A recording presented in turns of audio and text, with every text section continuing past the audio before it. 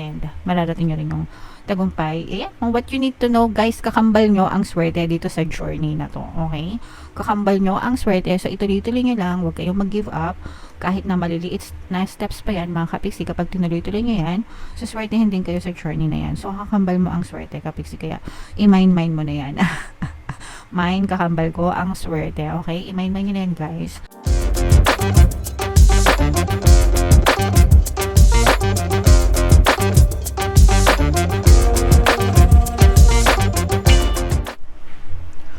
Hello guys, hello Aquarius, welcome back to Pinoy Pixie Tarot. Ang pamagandang episode natin for tonight is story mo ba to? Ito isang timeless reading guys para sa Aquarius, Sun, Moon, Rising Sign, and Venus.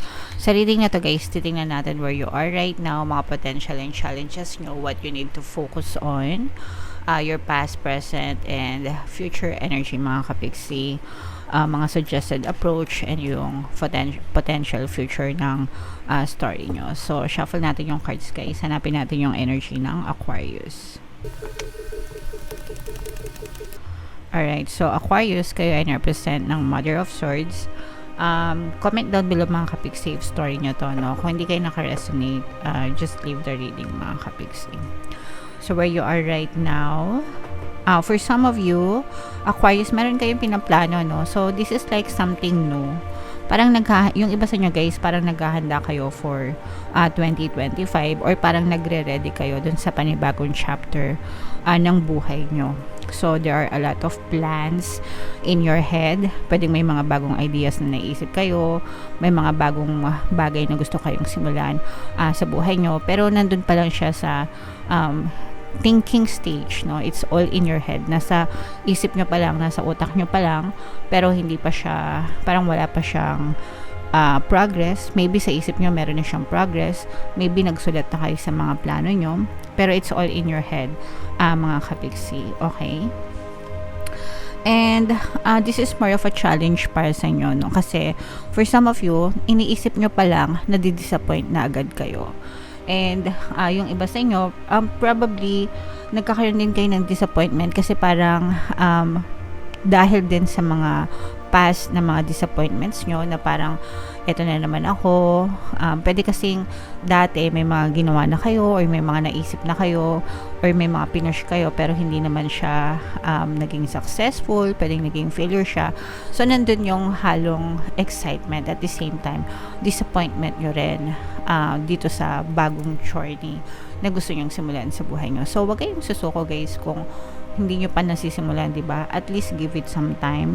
I-try nyo muna, give it some time. Kung wala talaga, tsaka kayo mag-pull back. O kaya naman, pwede naman na unti-unti lang muna yung, yung progress nyo. Ang importante is meron, diba? Kesa naman dun sa nag-give up kayo, wala pa kayong nasisimulan, okay? So, try nyo muna mga kapiksi. Ayan, no? Ito yung sinasabi ko sa inyo na small steps, baby steps, mga kapiksi, no? Gather information paunti-unti. Let's say for example sa isang araw, ano ba yung mga dapat mong matutunan ngayon regarding dyan sa bagay na gusto mong gawin, di ba? Sino ba yung mga dapat mong kausapin, ano ba yung mga dapat mong steps na gawin, yung mga ganun. Wag nyong kasi sometimes kapag masyadong nagmamadali tayo, we rush into things, tapos may mga nakalimutan tayo, tapos bigla tayong nalulunod, di ba? Doon na pumapasok yung mga frustration. Pero kung bibigyan mo lang siya ng effort, little by little, every day, kahit pa paano may ma-accomplish ka. So, doon ka mag-focus mga kapiksi sa mga pwede mong ma-accomplish right now, okay? Ayan, no, in your recent past mga kapiksi, this is kasaganaan, okay? In your recent past, pwedeng nanagana ka naman na in your recent past mga kapiksi o kaya naman pwedeng nanagana ka na ngayon tapos gusto mo pang madagdagan yung kasaganaan na na-experience mo o kaya naman gusto mo talagang makaramdam ng parang lifetime na security when it comes to finances, no? Kaya ito, siguro yung iba sa inyo parang nagda-diversify kayo ng portfolio nyo, di ba? And that's good para at least may fallback kayo, you have multiple streams of income para pag nag-fail yung isa, may backup ka pa. So, maganda yun guys. And gawin nyo siyang parang foundation. Kung meron na kayong na-achieve before, kayang-kaya nyo rin makapag-achieve ng something big right now, no? So, you just have to start somewhere, mga kapiksi. Okay? And your greatest strength, this is greatest strength, mga kapiksi, is you're not afraid to take second chances. Hindi kayo tsaka yung iba sa inyo, parang one of your greatest strength is you want to see it through, no? Ibig sabihin talagang gusto mong nakikita yung pinaghirapan mo from start to finish, ganyan, na parang walang bitawan, walang iwanan, even if mag-fail siya. And it's your greatest strength, mga kapiksi, kasi parang ini-involve mo talaga yung sarili mo dun sa process. And syempre pagka ganon, it contributes to your growth and maturity, diba? And development. So it's one of your greatest asset. I think mga kapiksi, for some of you, lalo na kayo yung mga logical signs, guys, alam nyo na yung gagawin nyo, no?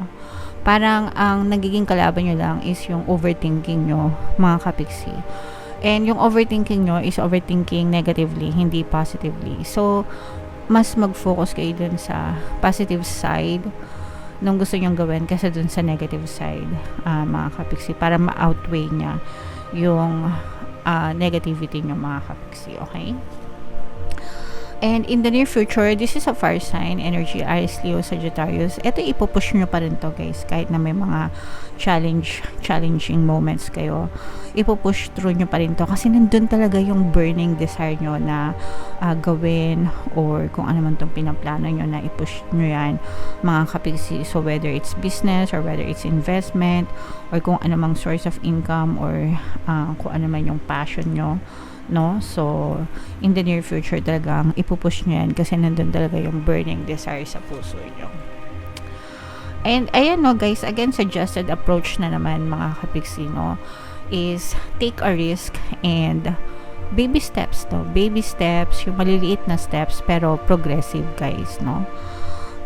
Yung mga maliliit na hakbang natin sa buhay, di ba?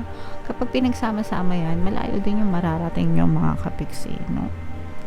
So, small steps lang, guys. Huwag magmadali and mararating nyo rin yung tagumpay. Ayan, what you need to know, guys, kakambal nyo ang swerte dito sa journey na to.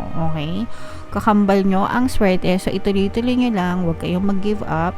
Kahit na maliliit na steps pa yan, mga kapiksi, kapag tinuloy-tuloy nyo yan, so swertehin din kayo sa journey na yan. So, kakambal mo ang swerte, kapiksi. Kaya, i-mind mo na yan.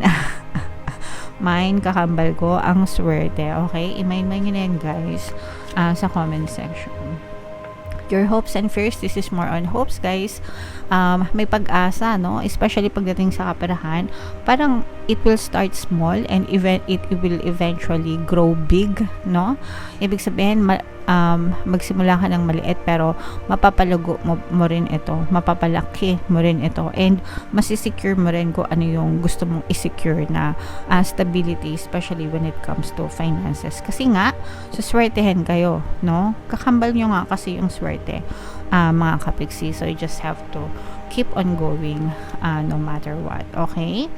And yung potential future nyo, guys, there will be a lot of toxicities, stress, no, na ma-experience kayo in the future. Syempre, kakambal yan, guys. Wala namang negosyo, or kung negosyo man yan, or what, kung ano man journey yan, wala namang swabe na proseso.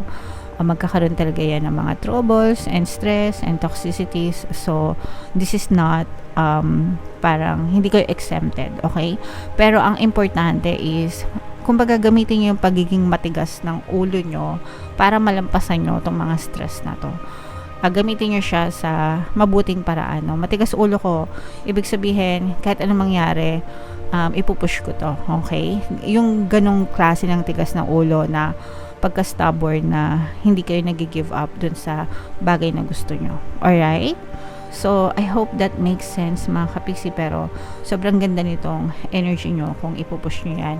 Sa future talagang magtatagumpay din kayo, guys. Okay?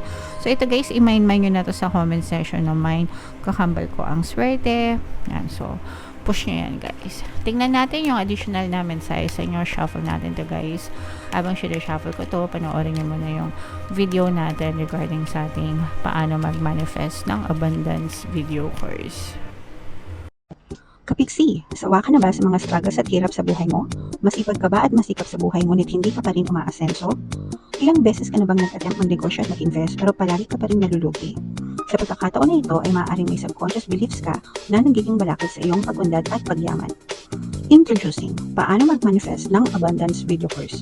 Dito ay matututunan mo ma-overcome ang mga balakid mo para tuluyan ka ng umunlad, umasenso, sumagana, maging matagumpay, successful at maswerte sa iyong kabuhayan, pera, trabaho, negosyo sa labi at kaperahan ng bonggang-bongga. Dali, mag-send na ng email sa pinoypixie@gmail.com at simulan na ang iyong pagyaman ngayon. Alright, so good news mga kapiksi sa lahat ng gusto mag-avail ng course until December 31. Meron tayong Christmas promo. Napakaganda ng promo natin, guys. Magbibigay tayo ng 15% na discount plus meron pa kayong free 3-in-1 pampaswerte subliminal kapag kayo ay nag-avail ng course na yan. So yung subliminal na yan, guys, pampaswerte sa kabuhayan, pera at saka sa love life. Sobrang ganda, guys. Mag-avail na kayo. And meron din tayong bagong course, paano mawala ang third party at magkaroon ng harmonious relationship. Last discount na natin ito for this year, 20% discount until December 31, kaya mag-avail na kayo, guys. So, ito yung additional message para sa inyo, guys. Itong creative writing na to, this is like scripting, journaling, or planning, mga kapiksi, no? Sabi ko nga, guys, di ba may mga pinaplano kayo. So, planuhin yung mabuti, guys, kung ano talaga yung nais nyo, no?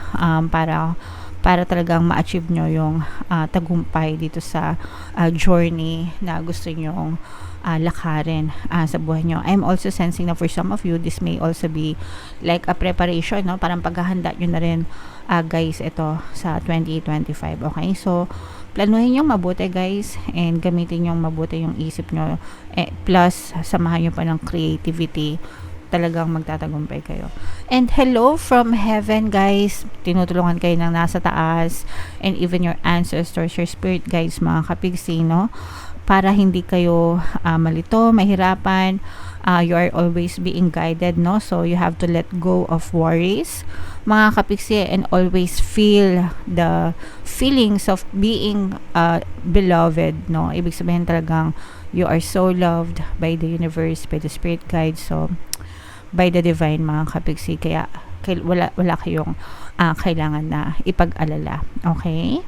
Alright, so napakaganda ng reading nyo, Aquarius. Sana nakaresonate kayo in yung mga pinapamind-mind ko sa inyo. Itong swerte, yan, kakambal mo ang swerte. I-comment mo na yan sa comment section. Okay? Alright, so comment down below if nakaresonate kayo, guys. Ito yung ating 2025 kapalaran. Panoorin nyo na. And ito naman yung ating success stories ng paano mag-manifest ng abundance video course.